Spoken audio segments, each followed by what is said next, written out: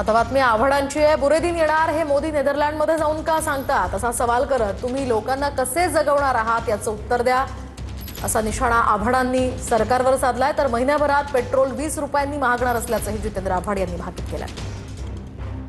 2014 साली मोदी साहेब सत्तेत आले आणि तेव्हा देशाला सांगितलं अच्छे दिन आने वाले हैं। 12 वर्षाच्या वनवासानंतर ह्या देशात न बोलता नेदरलँडला जाऊन बोलले की अब बुरे दिन आने वाले हैं, तयार रहो।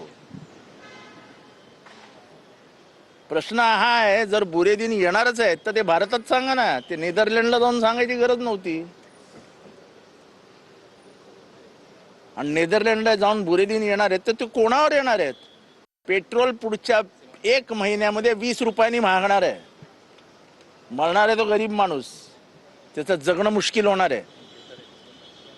आजच ग्रामीण भारतामध्ये कुठेही पेट्रोल डिझेल मिळत नाहीये।